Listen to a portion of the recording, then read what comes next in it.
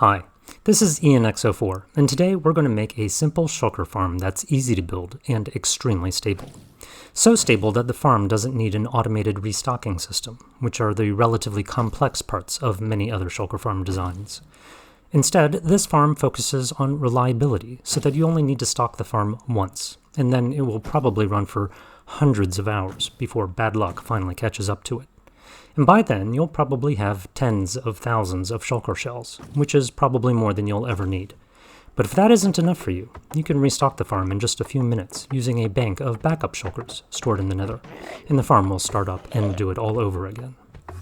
In this video, I'll mention a few basics of shulker duplication mechanics, but I won't go into some of the finer details, since other YouTubers have covered the mechanics of shulker farms quite well.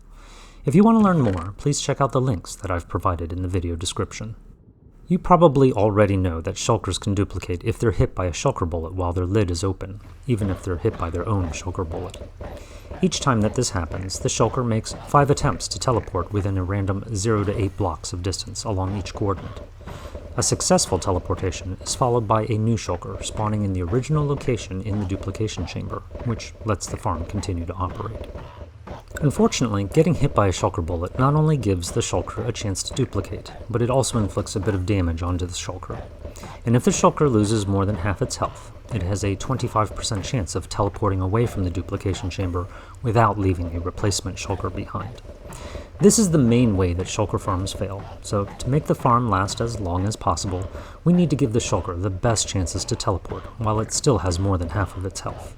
This means that we need a layout that maximizes the number of locations where the shulker can teleport. We'll also need to remove the teleported shulker quickly, since each shulker within 8 blocks of the one in the duplication chamber will lower the chances of teleportation by 20%. And we need to protect the shulker when its lid is closed, because getting hit with a bullet with its lid closed still injures the shulker and wastes its health, because it doesn't get the 5 chances it would normally get to teleport and duplicate if its lid were open instead. All these factors makes a portal-type farm in the Overworld to be the most straightforward approach to shulker farming. And while it might seem like getting a shulker from the end to the Overworld would be a major problem, it actually isn't hard at all. And I'll show you some tips on how to do this later on in the video. Scaffolding plays an interesting part in the design of this duplication chamber. Scaffolding only has a collision hitbox for things coming down onto its top surface, but it doesn't have a collision hitbox in any other direction. This effectively makes the scaffolding act like a one-way gate for projectiles, letting them pass through when going up, but not when going down. This means that the top of the scaffolding can be used as a surface for the shulker to sit on, allowing 24 snow golems to safely pummel it with harmless snowballs from below. The shulker retaliates by opening its lid into the bottom side of another piece of scaffolding, and it fires off shulker bullets in the only direction it can, straight up. With the encouragement of some water, many of these bullets head back down as they attempt to home in on a snow golem. If the shulker's lid is fully open, its hitbox matches the top surface of the scaffolding, so these bullets can hit the shulker and cause a duplication. If the lid is not fully open, the bullet hits the scaffolding instead, and the shulker is unharmed. This technique isn't perfect, and some bullets will still manage to turn around before they cross the scaffolding, but it helps a lot. The layout of portals in this farm is designed to give as many valid locations as possible for the shulker to teleport to, and it's very straightforward. It's just alternating layers of portals and walls. Shulkers arrive sideways on the wall, with their lid open and touching the portal, taking them away to the nether within a split second. No buttons are needed on these walls and portals because the spaces where you would want to place the buttons are already out of the teleportation range for the shulker in the chamber. The duplication chamber is in the middle of the farm. One side of the chamber is made of an obsidian pillar that splits the central portal into 2, and this pillar allows us to make a tall, narrow duplication chamber. The sides of the chamber are mostly made of stairs, so that the shulkers can't attach to the outside of it. They need a complete surface to latch onto. And this saves us the trouble of adding buttons, which would take away additional spots for teleportation, weakening the farm.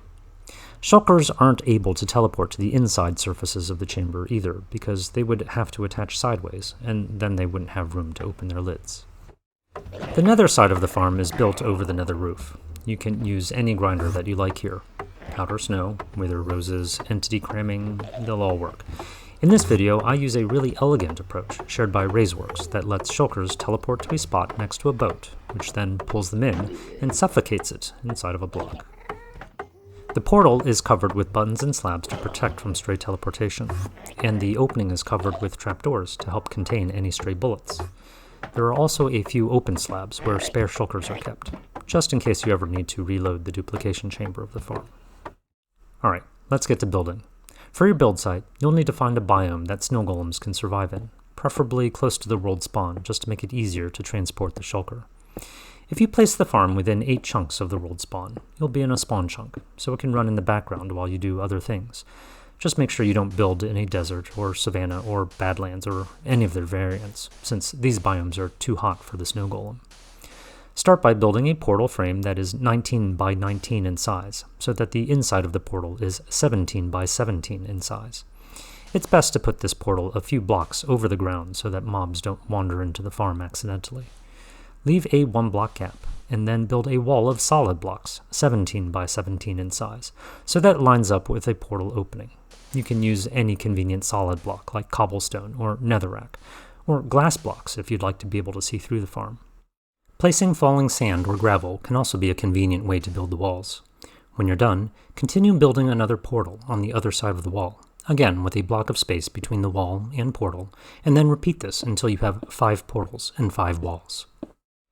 The space between the middle portal and the middle wall is where the duplication chamber will go. I've used red stained glass blocks to mark the center lines of the middle wall, just for reference in this video, but you don't have to do this if you don't want to. Stand inside the middle of the portal frame. That's 8 blocks away from each side of the portal frame. Pillar up on 4 obsidian blocks, and place 3 top slabs for the base of the duplication chamber.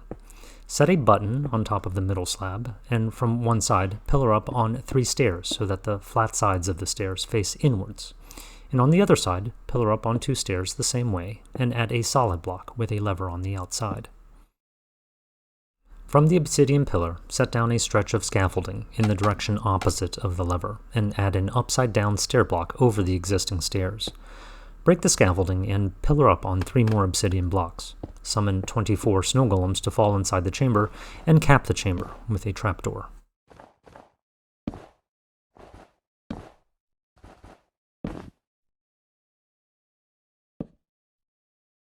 Place scaffolding on the trapdoor and extend it so that it hangs over the lever.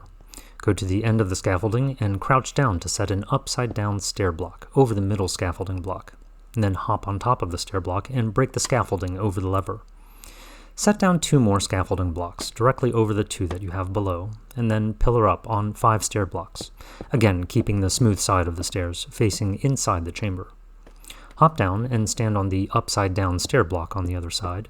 Now pillar up on 7 stair blocks, hop down again, and pillar up on 5 obsidian blocks, and then add a banner on the side of the block that you're standing on. And then pillar up on 3 more obsidian blocks, and add a trapdoor to cap off the chamber.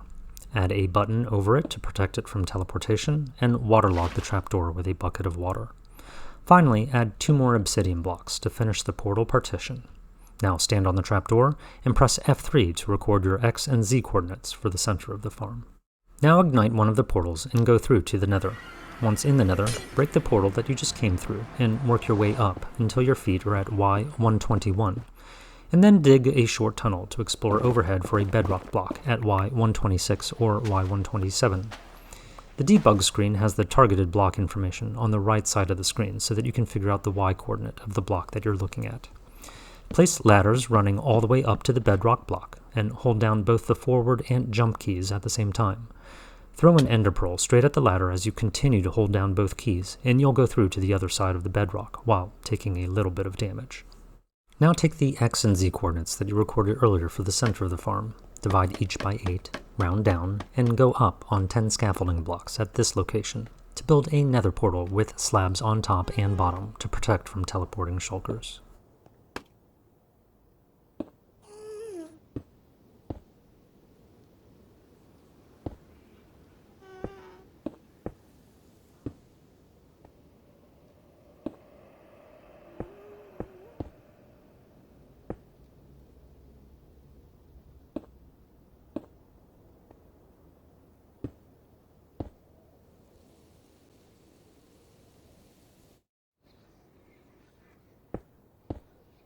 Run 2 top slabs along each side of the portal opening, and then bridge out on another 7 top slabs in one direction to set down a soul sand block at the end, using a lever to power it, and run 5 powered rails back to the portal, followed by an activator rail, a lever to power it, and a soul sand block. Go back to place top slabs at the end so that shulkers will teleport here to serve as backups, and set up a screen using soul sand blocks on top of slabs so that the shulkers here won't be able to see you.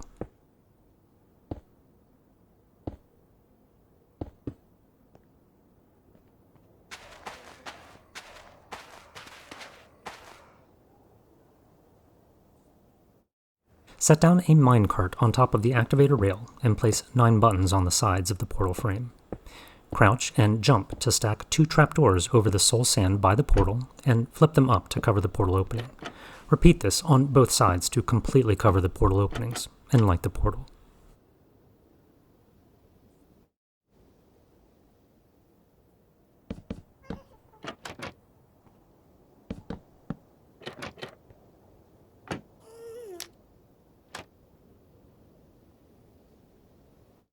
Bridge out using 5 top slabs in the direction opposite of the backup shulker area, and apply 11 more buttons to the sides of the portal to finish protecting it from teleportation.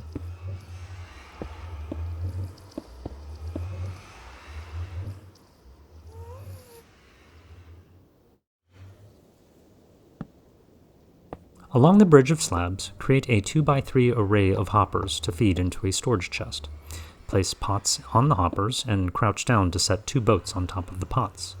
Put down temporary blocks on the slabs and get into each boat to drive it as far as it will go into the temporary blocks.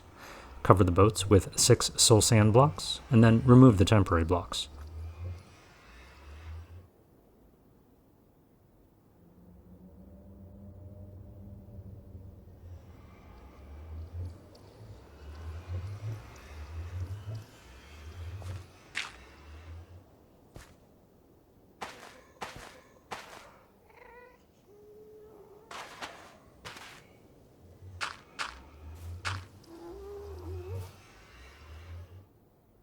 Press F3 and B to confirm that the hitboxes for the boats line up with the edge of the soul sand block. This is an important step to ensure that the boats will work as intended. Once the boats are in place, don't bump into the boats or touch them. Break the 2 slabs that connect the portal to the shulker grinder, and then hop down to the bedrock to build the storage cascade. And about 20 blocks away, build another portal so that you can access the storage chests later on.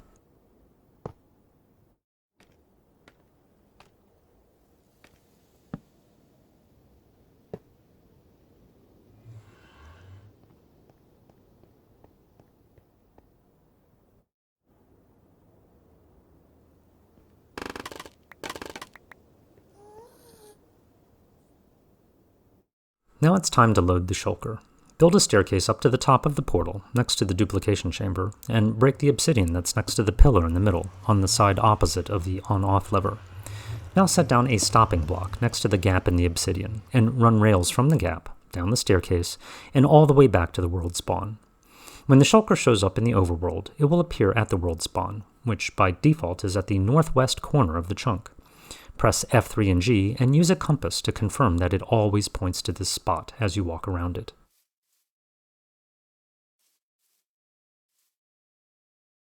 Mark the world spawn with a distinctive solid block and make sure that there are no blocks over it. Run the rail right by this space so that the shulker can be picked up later on, and surround the spot with glass blocks so that the shulker doesn't see you when it shows up here later on. Back at the farm, make sure that the farm is turned off using the lever to close the trapdoor over the snow golems. Peek through the scaffolding to make sure that the trapdoor is closed. On the other side of the duplication chamber, stack 8 scaffolding next to the obsidian pillar and place an activator rail on top with a lever to power it. Place 2 sticky pistons and a lever to pull out the 2 stair blocks that are right over the upside down stair block.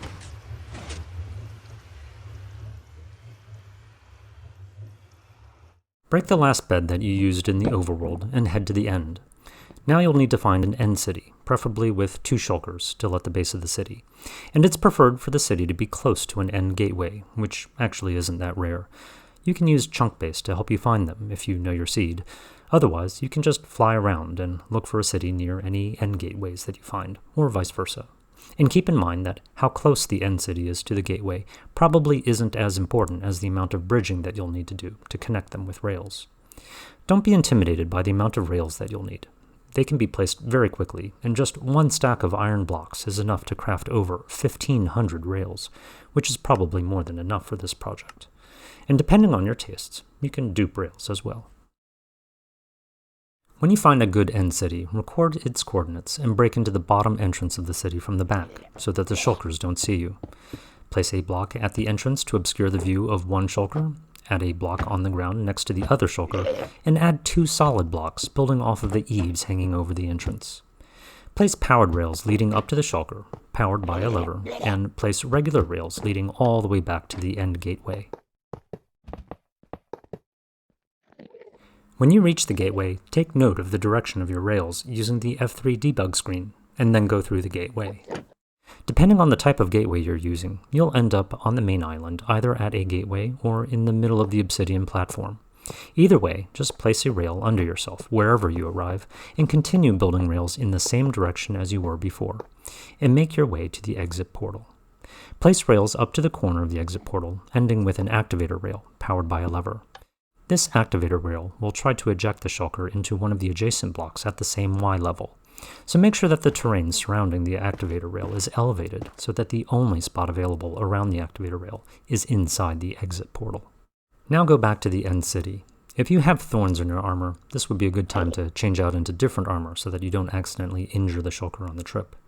A shield may be helpful as well to block any bullets. Set up a screen of glass blocks so that the shulker can't see you, and place a minecart on the powered rails. Crouch down and use a fishing rod to hook the minecart, and then get behind the glass and pull the minecart. Once the shulker has passed by, add a furnace minecart with a couple of coal, and give it a push towards the captured shulker.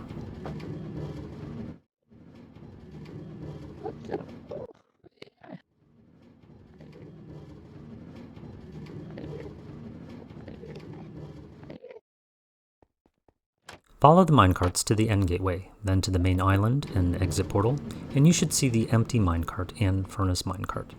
Pick them up and go through the exit yourself, and you should see the shulker surrounded by the glass that you set down earlier.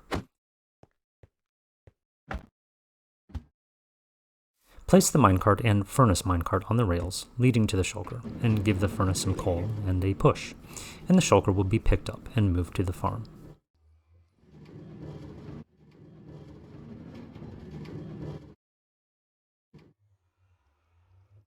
Once at the farm, pillar up on scaffolding and flip the lever by the sticky pistons to push the shulker and stair blocks back into place. Then break the sticky pistons first, followed by the lever, and then remove the activator rail, its lever, and all the scaffolding. Finally, close the gap at the top of the portal, finish lighting the portals, and then flip the lever next to the snow golems to turn the farm on.